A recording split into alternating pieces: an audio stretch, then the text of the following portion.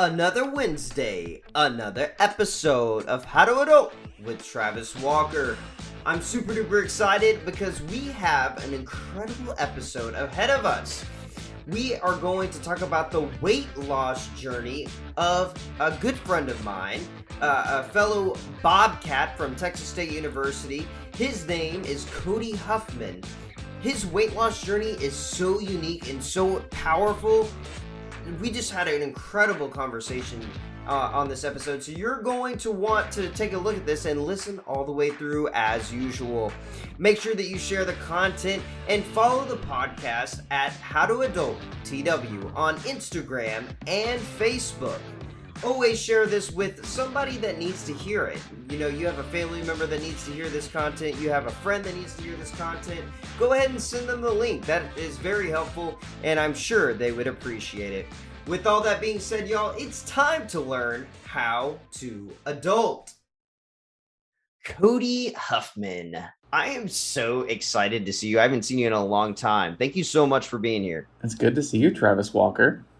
Yeah, buddy. So for those of you who don't know us, we met in college, and it's been an incredible time since. It's safe to say we're just huge supporters of each other. Yeah, and I don't really even know how it happened. I think I literally met you during homecoming, or no, I met you before that, but I think we became close like around homecoming senior year, and I was just like, I love this guy. And I think you and Amber both came to like my birthday, and then I was just like, that's it. Like, these are lifelong friends. Absolutely. And the feeling is 1,000% mutual. 1,000, baby. So just to get us started off, how old are you and what part of the world do you live in? Just so we can get some bearings on who you are. Yeah, I'm almost 25. I'll be 25 in November. I feel 87. That's just good old law school doing that to me. I'm in San Antonio, Texas, currently a second-year law student at St. Mary's University. Dang. Well, I tell you what, with these gas prices, I'm going to need a lawyer soon. Because with this gas that I have, I'm going to need a lawyer soon. Absolutely. Yeah. So as Cody mentioned, he's in law school right now doing amazing things. Do you want to touch on that real quick? Like what you're studying and what you want to do? Yeah. So, basic Juris Doctorate degree. I have this semester will be the halfway point. I'll have another year and a half left, plus the bar. Good old UBE time coming up. And I'm hoping to practice in appellate law, so helping with wrongful convictions. Prison reform is a huge passion of mine. Morally, I don't want to charge people that much of that, so looking into real estate law or eminent domain type of thing. Nice. That's really awesome. I think that's going to be a really good thing for you. So let's start this off. This episode's all about your weight loss journey. A lot of people struggle with their weight loss journey. I know you've been through a weight loss journey, and I think that's something that never ends. And so I guess that we're all still on our weight loss journey. But just to start this conversation off, where does your weight loss journey begin for you? I would say it's been a life journey. Since this is like an audio medium type of thing for the listeners out there, I'm 6'6". I've been a giant all my life, ever since I can remember. I think at the age of 8, I was 5 feet tall, which doesn't sound like that tall in my head, but I mean, I think of a rational 8-year-old and I'm like, oh, they're like 4'2". By the time I got to 4th grade and I was 10, I was wearing my dad's tennis shoes to school. So I've just always been this big guy, and my metabolism never just caught up. So I tried different personal trainers growing up. I tried different weight loss programs like Weight Watchers, Lean Cuisine, South Beach, all these things that just weren't working for me. So I would say all my life, but it really, definitely the weight loss journey happened in college. Yeah. So what was that pivotal moment? You said it happened in college. What's going on in college where you just have this aha moment of, I need to make some type of change? Yeah, so I started with the personal trainer again at Texas State there at the rec center, because I was like, this is probably the only kind of personal trainer I can afford. And so I started with one of the ones from the rec center there. They're certified and everything, and they set me up with a meal plan, and I was like, cool, we're going to like really see some results here. And I was pretty strict on the diet. I was working out a lot, but I gained like I didn't even do freshman 15. I think I gained like freshman 30 in that first semester. Like I just was gaining weight like an animal and was like, whoa, this is strange. So then over winter break freshman year, I consulted with a doctor back home who suggested I look into bariatric surgery. And second semester freshman year was a lot of traveling to and from the valley where my doctors were located because I did end up going through gastric sleeve surgery that following summer. Okay, okay. I want to come back to this, but I want to backtrack just a moment so that we understand the beginning of your story. Is there anything specifically that you attribute this weight gain to? Or you mentioned just being a big guy and throughout your whole life, but is there a specific thing that you attribute to that that you've kind of come to terms with, or something that our listeners should be aware of in terms of weight gain? I think everybody copes with, I think a lot of it's towards mental health, and I think everybody copes to it differently. And I think my way of coping with mental health has always been like eating, binge eating, or excessive eating, or just like crazy portions that nobody needs to be eating. It was a lot of that. Okay. Okay. So you mentioned the surgery. Will you kind of elaborate on what that is? I'm not really familiar with that. Maybe others aren't either. What are they doing? What are they doing to you? Yeah, so now there's probably about 3 or maybe 4 different types of bariatric surgery. There's what I had, which is gastric sleeve surgery, and they removed 85% of my stomach and left it basically in the shape of a banana. And I eat like a portion the size of my hand compared to what a normal person could eat an entire plate of. And so that kind of just limits my food intake and caloric intake. And so that's helped with a weight loss, more of a tool. I wouldn't say that's been like the main thing that's helped me lose the weight. It's been a huge tool. There's also bypass surgery, which is they remove, I believe it's 90 or 95% of your stomach. And they kind of just, let me backtrack a little bit. Gastric sleeve, they remove the 85%. They completely take that part out of your stomach. They take it out of your body. Bariatric surgery or bypass surgery it's reversible.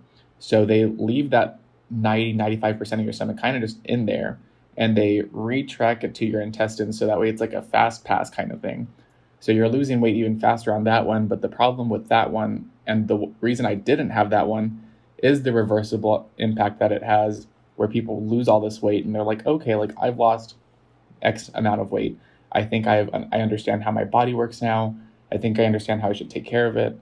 They reverse it, they put their stomach back, and then they just end up gaining it all back and then some. So I wanted to do like the permanent route for me, being as young as I was, because I was like, this is going to be a lifelong journey that I'm going to have to deal with. Yeah. Yeah, absolutely. Is there any? I'm not really familiar in this area, and so is there any stigma of going the surgery route, or is this something that's pretty normal in society and something that many people do? Is there any stigma that we should be aware of in this conversation? I would say that I think when I tell people that I've had surgery, I think some people think it's an easier route, and it definitely is a booster. I wouldn't say it's easier because I wish I could work out or run like a normal person and then just be okay, but I get tired a lot faster. My energy level fluctuates because there are days where I can eat maybe more than others, and so I'll have more energy, but then in the blink of an eye, I lose all this energy and I feel like I'm going to pass out at times. It's definitely like a hit or miss kind of thing. It's a lot harder than I think people understand it to be, and until you go through it, you really don't understand what all it entails. Yeah, yeah, that's really interesting. And so is all that attributed to the different because of the different amounts that you can eat that affects your calorie intake, that affects your nutrients intake? Is that what you attribute it to? Yeah, because if something is piping hot, I guess the heat of the food I consume, it expands my stomach, so it makes me feel more full than I am. And so I end up eating less, whereas like something's room temperature or cold and I can eat more of it. So like a protein shake I can finish because it's cold and it's liquid. If I eat like a hot piece of meat, the chunks of it are already like filling up my stomach, plus the heat of it expands my stomach. So I end up not eating the same amount as I would get from a protein shake. So it's just little things like that that I've had to learn to kind of work around. So basically, you can go to a Tex-Mex restaurant, not even buy an entree, and just fill up on chips. First of all, Travis Walker, how dare you tell me to go to a Tex-Mex restaurant? You know I am from the border of Mexico. I'm not going to eat no Chewies. Yeah. Uh, no, but basically, yeah. I mean, if I go into I guess we can use that as an example. Good old college days, going to Chewies or Chimmies or something, and eating chips before a meal was even delivered. I can eat chips because I could break that down just chewing it, and it becomes super small. And then all of a sudden, food gets here. I'll order, let's say, a plate of enchiladas, and the heat of that, plus not being able to break it down as well as I could, something as breakable as a chip, it fills me a lot faster. Whereas I could Right. have probably just chips and like have a few margaritas because they're cold and liquid, and so it's a give and take. So you mentioned temperature a few times. What does temperature play a role in? I would have never guessed that. Like, yeah, the temperature of the food has an impact on the Yeah, stomach. How does that? nobody ever explained it to me when I was going through this process, but it's just like one of those things that I learned is that heat expands, which going back to like physics in high school. Shout out to Miss Gross. Waters at Wesleyan High School. Yeah, heat expands things, and so your stomach is essentially like a balloon, because I mean it's whatever size it is, and as much as you want to put in there, it'll expand, unless you're like me and you have titanium staples in there that restrict it. But heat expands your stomach, so when I eat something as hot as that, that's a solid, it makes my stomach, I think, send a shock or something to me, telling me like, you know what, you need to stop eating, you're getting full, you're going to get sick if you don't stop eating. Okay. But then if I eat soup that's hot, I can eat as much soup because it's just liquid. So it's just all these variables. Is it liquid? Is it solid? Is it hot? Is it cold? It's insane. Yeah. Yeah. I'm That's the king that's of really interesting. leftovers.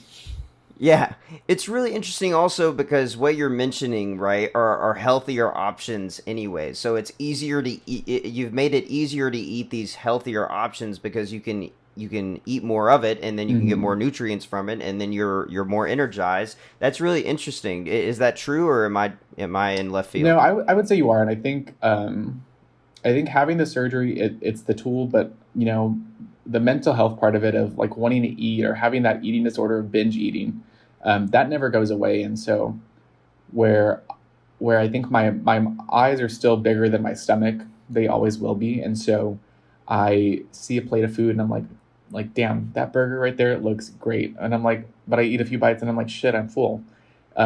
Whereas if I see, I mean, I've become accustomed to loving salads, uh, Yeah. and I think because I can eat a lot of it, because it's cooler or it's cold or something, and I'm just like, oh, this tastes good, because as long as you put things on it that taste good, you're gonna like it. And so I've become accustomed to eating a lot of that, and Right. it fills that little urge to want to eat more than I should, but at least it's not junk that I'm putting into my body. Yeah, that's huge. That is huge. And so I want to just go back again just to make sure that I'm fully understanding. What was your key motivation to lose the weight and have the surgery, and even your motivation today of keeping the weight off? What is that motivation for you? First and foremost, to feel healthy. I think I have this great personality, as I like to think of myself. Oh Uh, yeah. but that was very much an external thing. And I was like, I have a great personality and I know I do, but internally I just felt like a blob. And I looked like one, being as heavy as I was, I weighed almost 500 pounds. And though I didn't look like I weighed 500 pounds because I'm so tall, but it was first starting with that. That was, I think, the first initial thought was like, I want to feel good about myself, because I feel good about myself in the sense that I'm confident as to how good of a person I am, as to how nice of a person I am, but I want to feel confident about how I look and how I feel on the inside. So that was the initial thing.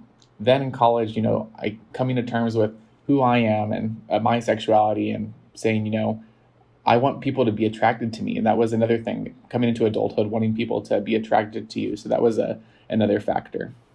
Yeah, absolutely. And so, thinking about all those motivations, has a lot of that changed for you after the surgery and this weight loss journey? Have you accomplished a lot of those motivations, or do you still find yourself trying to accomplish some of those? What's the status of the motivation that you had pre weight loss? I'd say it's still going. I'm around 200 pounds down now. But I think, I still have a ways to go. I lost a lot of that weight really quickly. And so there's excess skin, and that's a different issue now that I'm having to tackle with, because now it's messing with my like body dysmorphia is a thing now, because I'm like, oh wow, like I'm bigger than I am. But then it's like, well, no, that's all excess skin that's there. That's not a muffin top. That's just skin hanging over from when you were that big and you lost that weight too quick. And so now it's going to the gym, trying to tighten up whatever I can, looking into having skin removal surgery at some point in the next few years. Those are like new challenges that I've come to realize. Yeah, this is an incredible story already, and so I'm interested how the role of mindset, and you've mentioned mental health a few times, but how has your mindset shift and your mental health played a role in this? You mentioned a few like negative ways that mental health has played, but I'm interested, how has mindset come into the picture in this journey? I'm not understanding what you asked me. You did cut out in a little bit there. Okay, so like talking about mindset, how has your mindset shift helped you in this process, in this journey? Um, I think a lot of it, I don't know. I think I've just always been a go-getter. I think when I set my mind to something, I've always been able to accomplish it and have been successful in that all the time. So instead of putting it towards these material or small goals, I wanted to apply my mindset to something that was going to benefit me all throughout my life, which is my health. And that's going to be what takes me throughout life, is being healthy and taking care of my body, my soul, healthy body, healthy mind, all that good stuff. I can Yes, just shoot out some Pinterest quotes. I love it. You're Yeah. doing fantastic so far. What does being healthy mean to you? You've mentioned the word healthy a few times. I want to make sure that I'm understanding you the way that you want to be understood. So, what does healthy mean to you? So I think it's different for everybody. I think for me, it starts with what I'm putting into my body, because what I put into my body is going to affect the way how I feel, how I go about my day, how I do these things. So taking care of my gut health, my heart health, all of those things, it does wonders for my mental health, which then does wonders for how I feel and go about my day. Uh, I think it starts with what I'm even putting into me first, in order to get these other like switches in my body to go on or off. Yeah, yeah. So would you say that at this point you feel healthier, you feel better about yourself? Did you accomplish that motivation that you had before? I'd say, most days, yeah. I think, like anybody else, I think I have some off days where I'm just like, beating myself up over something, or uh, seeing somebody, or just being triggered by any random thing, and I'm like, ah. But then I catch myself in that mindset, and I'm like, oh, this isn't good for me. This is bad for me. I'm actually taking too much time thinking like this when I have other things I need to be doing. Let's not think about these things right now. Let's go do what we have to do. Tomorrow's a new day, and we're going to get back on track. I love that self awareness, and that takes a lot of strength, and it takes a lot of even courage to even snap yourself out of it, and say, this is not how I feel. Actually, I posted a quote the other day, which is, "Don't believe all of your thoughts, because if you do, that could put you in a really bad place." Would Exactly. you say that we shouldn't believe all of our thoughts, or do you have a different approach to those negative feelings that people can have? So I'm gonna kind of go into that in a way that was explained to me really actually yesterday. I'm on the alternative dispute resolution team here at St. Mary's, so we deal with negotiations, mediations, and things like that. And our coach, he has his doctorate in psychology, and so the way your brain works, there's this little core of it, and then around that core, he described it as your elephant. And he described it like that to us because none of us are in medical school and we don't know how to pronounce these actual terms. But you have your Me neither. elephant, and your elephant is your emotions and your feelings. And then around that is like a monkey. And your monkey is your truth and your lies. And it wants to train your elephant. So your elephant is like protecting how you feel. Basically, what's that movie, that Disney movie, Inside Out? Inside Out, yeah. So it's protecting those four people. And your monkey is like kind of trying to feed you these different waves of communication that's coming into your body, saying like, this is one thought you have, and it's swiping away at it. It's like, it doesn't want you to feel those things, but sometimes the little red guy from Inside Out and your elephant kind of makes its way to the door. Monkey may be on the right side. He makes his way to the left, and he takes that in, and then it messes with you a little bit. So I agree with you completely. I don't think you should believe every single thought you have, because some of those thoughts are meant to, have you react in these other ways. But if you want to avoid those things, you just have to know, okay, is this a thought that I actually have, or is this an outside thought that society or somebody or just this random little memory in time is sending to me that wants me to feel this way? And do I even want to feel that way? If not, let it go. Oh, so good. So good. I love that we went on a rant about this, because it's something I've been thinking a lot about lately. And so that's really cool. And so I want to shift a little bit into maintaining. We've talked a lot about already how you've lost an incredible amount of weight. And so I'm interested in how you maintain that. You mentioned diet a few times, you mentioned gym a few times. Can you elaborate on how you're maintaining that weight loss that you've experienced? Yeah. And to be honest, I mean, I think before you and I started the recording, I was like, COVID's done a real damper on people, and it did a damper on me. And so I think I gained maybe about 20 pounds during COVID, as I'm sure a lot of people did.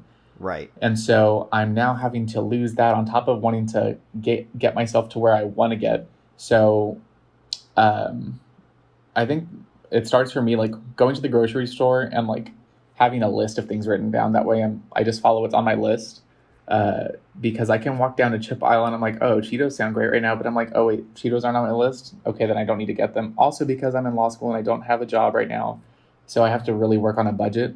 And I try to not exceed that budget when I do go grocery shopping.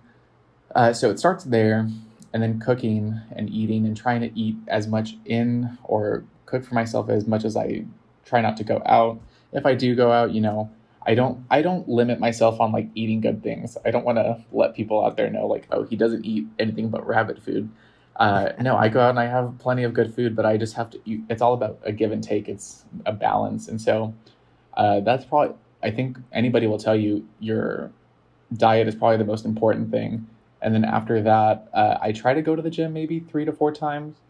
I try not to pay attention to my surroundings at the gym. I think that's a big one. I think for men or women going to the gym and they're not maybe accustomed to going, or they're newbies or beginners, if you go into a gym and you see all these like muscle heads, or you see guys in those like cut off shirts, or you see like women in these like leggings that do wonders for them, trying not to look at them and trying to just like focus on you, I think is probably a huge factor for me too. I show up in some like $9 BCG shorts from Academy and a sorority shirt, and I'm like, okay, let's get this going. And then I think one thing I've noticed over this weight loss journey is that I used to look at people and kind of be like, oh, everybody's looking at me, or oh, that person looks like this or that. But as I've gone through it, I've noticed, oh, nobody's actually looking at me. Like, they don't care. Yeah. I've seen a lot about that. Like, if you're a gym nut, like, they're looking at themselves too, right? Yeah. And so I like that. Focus on you. Gym. Yeah, yeah, exactly. So that's really cool. So when you're at the gym, are you like working with weights, or are you doing cardio, or a little bit of both, or kind of what does that look like at the gym for you? Yeah, I'm like Fat Amy. Don't put me down for cardio. Very much my vibe. I hate it. I hate cardio so much. And for me, I don't think it necessarily does anything. I think it's more of like a calorie burner, which isn't really my issue because I can't intake that many calories. I do use the rowing machine only because that's kind of like a full body workout in itself, along with cardio. and it just makes me like it makes me think like I'm in the Olympics, like on a rowing team. Like that's I need to be on a rowing team in the next 4 years. That's my goal. Yeah. We'll see. But it definitely is weight training because, weight training burns fat, it burns calories, but it also does it like not just during your workout, but it does it throughout the day as your muscles are recuperating and they're still burning after that workout. So I do more weight training. Yeah, yeah. So are you a morning gym nut or an afternoon gym nut? I've seen a lot of debate over time of day for weight training. So what is your opinion here? I am a go to the gym when you can have time to go to the gym nut. I like it. I like it. I, like That's for how I me, am. yeah, I'm just like I'm like it's I don't know. I try not to. I mean, I don't want to be like a. I think last year when I was a first year law student, I was going to the gym and I was like, oh, I'm gonna go like at 5:30, and then I was like, I mean, there wasn't that many people there, but it was also like, okay, am I exhausted at the gym? Don't want to be exhausted at the gym, so I now go, like around like a little after lunchtime. That usually works for me. So that way Yeah. I get there, no, I get there probably like around 3, try to work out for like an hour, get home, try to come back to the library by like 5:30 and study for a few more hours. So, but I think it's definitely like whenever your schedule permits you time to like just go, just go. Yeah, that's really good. That's really good. And so we're gonna have a whole episode on like working out and balancing that with the rest of your life. But I'm interested in just your opinion as a law student. That's a lot of time. How do you balance that with like your social life and your law school life, and then also needing to work out and then needing to study a whole lot and all that? How do you balance all of this? Is it a determination thing, or is it something that a little bit more nuanced in that? I think it's sacrifices in certain ways. So, uh, for these 3 years, my studies have to come first, before anything, and I think after that, it's my personal time that I can devote to things that I need to do for my mental health or for me to just feel sane. Because if I don't feel sane, I don't know how I'm going to go through law school. And then after that, I think it's about my relationships with my family, with my friends, and them understanding that, this time that I'm having to sacrifice of spending time with them or celebrating them is so temporary that people that know me know that I will celebrate them for the rest of their lives. Like you and Amber, for example. I mean, I had to miss your wedding because I had an exam the next day. And I was like, Right. hey, I suck, but like know that I love you all and I'm celebrating you all from afar and we will celebrate the soonest I can. And you all were super incredible about it. So I think getting those things in line, really helped me out, knowing like, okay, nobody's taking away an olive branch or upset with me because they know what I'm here to do. And that Yeah. lets me conquer different things that I need to do while I'm in law school. Yeah, absolutely. I think surrounding yourself with like-minded and incredible people makes life better.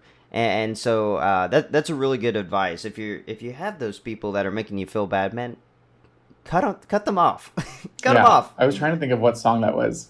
I'm my brain is fried. My brain is in evidence mode. Looking at all these note cards around me, they're kind of scary. I love it. I love it, and it's so cool that you're doing this law degree. And so, what is the best thing about weight loss for you? What would you say the best thing is? Um, I think because, like I mentioned earlier, growing up being pretty big, it's so funny.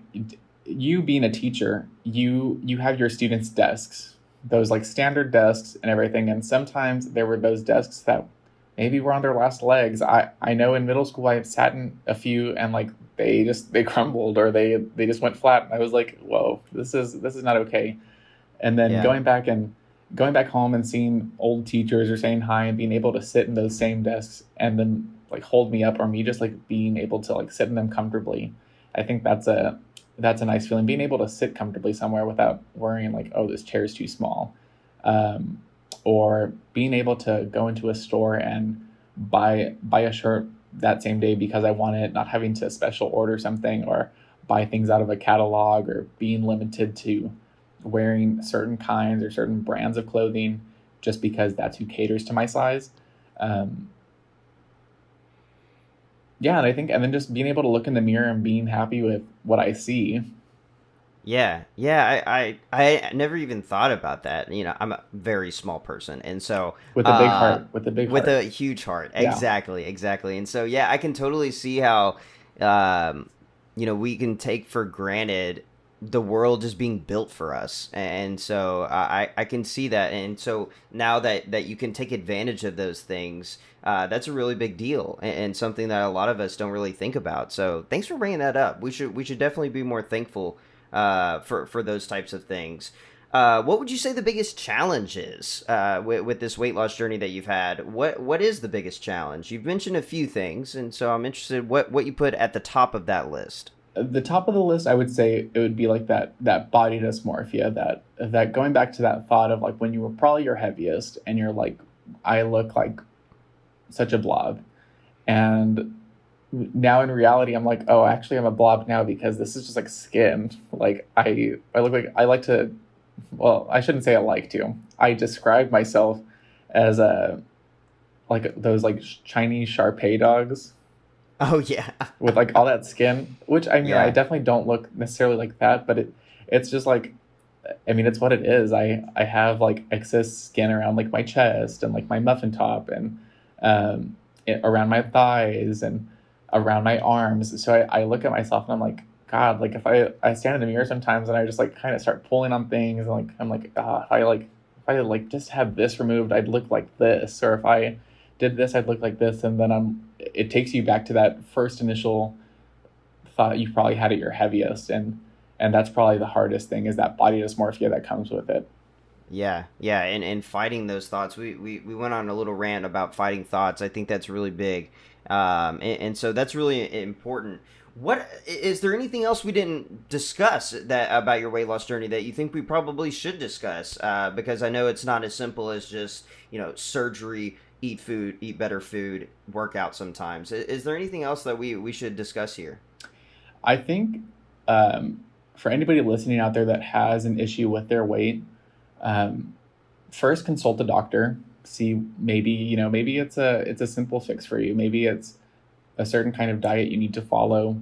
Um, See if they think that maybe seeing a personal trainer to help you in the gym. Maybe you're like a novice in there and you don't know how exactly to use the gym.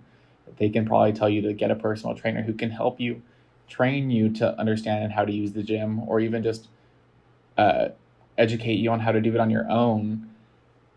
And then try to I would say try these other ways first before just wanting a result to surgery, because it is one of those lifelong changes. This is going to be something I'm going to have to deal with for the rest of my life, of having to eat smaller portions, or if I eat something now, I have to drink something later. I can't do both at the same time.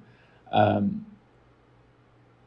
and also just love the body you're in, though, at the same time. I think that's something I want to stress is, though I may not love how my body looks every day, this body protects me. It takes me through my daily journeys. Um, Yeah. it's what people see. It's what people love, because I'm a loving individual. And so I think being good to yourself at any point in your life, whether you're 500 pounds, whether you're 110 pounds, you have to be good to yourself, and your body will be good to you. Yeah, yeah, I think that's super duper important. And another thing that I want to just touch on is you've mentioned these different checkpoints, right? And so I kind of want to get your opinion on this. When should I, just do it on my own? When should I get a trainer? When should I consult a doctor? Because I feel like there's different steps that you take, and you've mentioned those steps, and so I'm wondering, you know, where's the steps? Like, how long should I be doing each of these things, in your opinion? To see a doctor, I mean, if you've tried eating healthy, or tried losing that weight on your own, working out at home, or whatever it is, and you still see your scale maybe increasing a little bit, um, that could just also be muscle. But if you see the scale increasing and you feel your pants getting tighter or your shirts are fitting tighter, I would go see them then. Um, the next with the gym, I think it's done wonders for me. I used to hate going to the gym, and now I like it because it gives me those endorphins, and endorphins are happy. And I'll quote Legally Blonde if I have to. I don't have a husband to kill, but if I had one, I wouldn't because I have good endorphins. Um, so I think it's a checkpoint that's very personal to each individual. I think if you are feeling at a low, then and you've tried doing different things that you think were going to help you, go see the doctor, go see the trainer, go do something that you think will help you not feel like that, and then everything else kind of just falls into place. Yeah, absolutely. That's so important. And so let's get into the closing questions of the show. And so that you can get back to studying for You law. sure you don't want to And talk for another 2 hours? I'd gladly pass up on all this. we can do some procrastination. So you touched on this a little bit before, but just to get a little bit more specific, what's your advice to people that are either on a weight loss journey, maybe starting a weight loss journey, or maybe on the tail end of their weight loss journey? What would your advice to those people be? And you can separate it, or you can just do a blanket statement. For those that are on their journey or starting their journey, I would say it goes back to that old saying that Rome wasn't built in a day. Don't go run 3 miles and hope to lose 5 pounds that night. Or Right. uh, if you're a size this, don't hope to be 3 sizes smaller in the week. Um, be good to your body, be kind to it. I think sometimes people overwork it working out, or they starve it, and while that may work because it people do lose weight like that, it's not the kind way to your body. And I think in order for you to have lifelong or long lasting results, you have to be good to it, and it's slow and steady wins the race. For people that are maybe on it and they've been on it, and maybe they're hitting a plateau, uh, you know that plateau is there for a bit, but just keep going. Uh, Maybe change something up here or there, and you'll start seeing those results again. And if you're like me and you get those thoughts of when you were at your biggest, just remember how far you've come, and know that this is a beautiful journey you've been on, and it's going to continue being a beautiful journey. And that's probably the advice I have for people that are losing weight, or people that have lost a lot and are still on it. That's what I have to say. That's such good advice, man. That's such good advice. Yeah, I even find myself after an intense basketball workout, I'll be like, "Oh, dang, I didn't lose 5 pounds. What Yeah, the heck? I just worked so hard." pretty sure you But could beat me in a game of basketball. I'm for as tall as I am, my feet don't leave the ground. They're scared.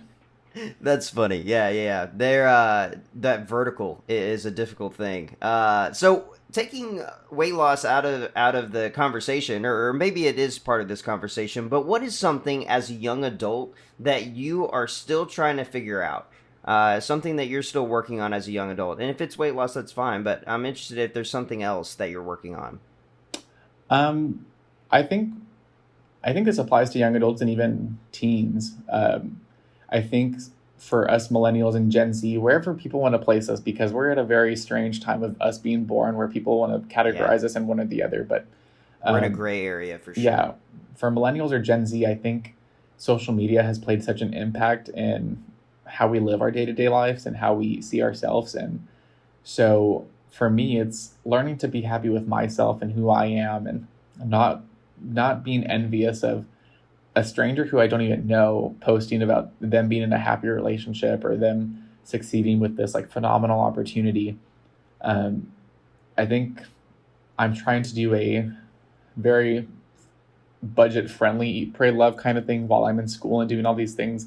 I can't quite go all the way to Europe and spend time in Italy uh, and all these other places that uh, the author of that book was able to do. But for me, it's taking time for myself, meditating, understanding the accomplishments that I've had now, the ones that I'm gonna have, um, finding little things in my day to day life that make me happy, and uh, seeing how I impact others makes me happy. Seeing that I brought joy to somebody else's day, and I'm like, if I'm able to do this for others, I should be able to do this for myself.